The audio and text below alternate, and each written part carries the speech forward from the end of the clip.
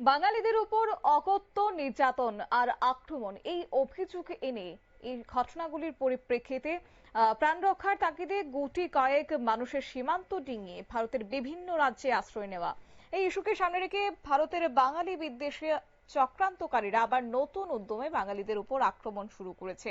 মাসাদেক কাল আগে গুজরাটের সরকারি উদ্যোগে বুলডোজার চালিয়ে শয়ে শয়ে বাঙালি পরিবারের বাড়িঘর দোকানপাট ভেঙে চুরমার করে তাড়িয়ে দেয় এবং সঙ্গে তারা 50 বছরেরও অধিক সময় ধরে স্থায়ীভাবে গুজরাট থেকে ব্যবসা বাণিজ্য করে বেঁচে পড়তে ছিল।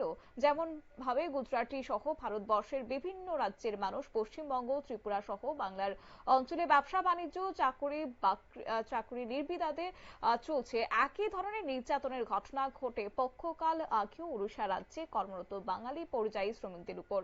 শুধু গুজরাট ওড়িশায় নয়, বিগত কয়েক বছর ধরে বিহার মহারাষ্ট্র দিল্লি সহ দেশের সর্বত্র বিভিন্ন অজুহাতে বিদেশি বহিরাগত বাংলাদেশি ইত্যাদি অভিধারায় ভূষিত করে বাঙালিদের আক্রমণ করা হচ্ছে। বিভিন্ন অভিযোগ নিয়ে আজ সামিল হয়েছে আমরা বাঙালি দল। আমরা বাঙালির পক্ষ থেকে এই অভিযোগ তুলেছেন গৌরাঙ্গ রুদ্রপাল। কি বললেন তিনি, শুনুন। আমরা এই সমস্ত কিছু প্রতিবাদ করে যাচ্ছি তখন থেকে। বাঙালির অধিকার ভারতবর্ষের আর অন্য 5টা জাতির মতো সমান অধিকার। এই দেশের সান অফ দি সয়েল বাঙালি। এই দেশের স্বাধীনতার জন্য সবচেয়ে বেশি রক্ত দিয়েছে বাঙালি, সবচেয়ে বেশি ত্যাগ স্বীকার করেছে বাঙালি, সবচেয়ে বেশি ক্ষতিগ্রস্ত হয়েছে বাঙালি। আজ বাংলা ভাগ হয়েছে, পাঞ্জাব ভাগ হয়েছে, পাঞ্জাবিরা পুনর্বাসন পেয়েছে। উপযুক্ত ক্ষতিপূরণ দিয়ে বাঙালিদেরকে কেন ক্ষতিপূরণ দেওয়া হয়নি, কেন পুনর্বাসন দেওয়া হয়নি? না দেওয়ার পরিণাম আজকে আমরা ভোগ করছি।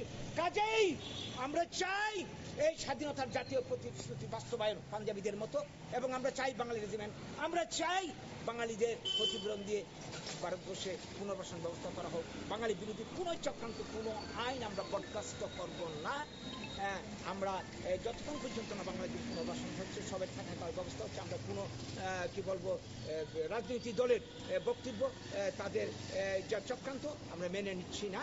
তাই আজকের দিনে দাঁড়িয়ে আমরা এই বার্তাই দিতে চাইছি যে এই যে নতুন ধরনের এই চক্রান্ত শুরু হয়েছে, আমরা এই চক্রান্তকারীদের সাবধান করতে চাই, ওদেরকে বলে দিতে চাই যে বাঙালি যদি মনে করে ভীরু জাতি ভুল করছে, ঘুমন্ত ঘুমন্ত সিংহ বাঙালি আজকে জাগ্রত করার চেষ্টা করছে। যে ব্রিটিশ সিংহকে তাড়িয়ে দিতে পেরেছিল, তাদেরকে এই ভয় দেখিয়ে চোখ রাঙিয়ে কেউ যদি মনে করে দমন করে রাখবে, ভুল করছে, এটার খেসারত আগামী দিনে তাদেরকে দিতে হবে।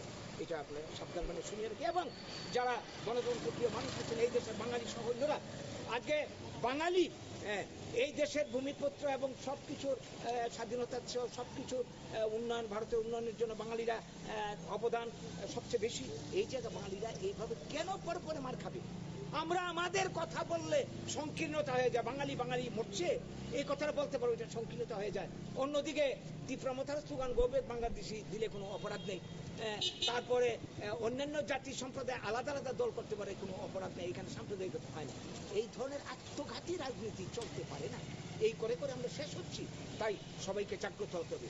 আমাদের নিজেদের আপনারা শুনলেন আমরা বাঙালি সচিব গৌরাঙ্গ রুদ্রপালের বক্তব্য, এবং তারা মূলত আজকে 3 দফা দাবি রেখেছেন। শুরুতেই স্বাধীনতার জাতীয় প্রতিশ্রুতির বাস্তবায়ন ও বাঙালিদেরকে উদ্বাস্ত পাঞ্জাবিদের মতো পূর্ণ ক্ষতিপূরণ দিয়ে পুনর্বাসন। দ্বিতীয়ত বাঙালি রেজিমেন্টে গঠন সহ বাংলার অঞ্চলগুলি নিয়ে স্বয়ং সম্পূর্ণ সামাজিক অর্থনৈতিক অঞ্চল গঠন।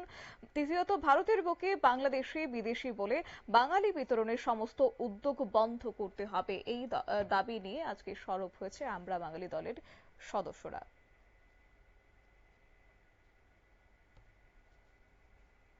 নিয়ে নিচ্ছি ছোট্ট একটি বিজ্ঞাপন বিরতি, সঙ্গে থাকুন।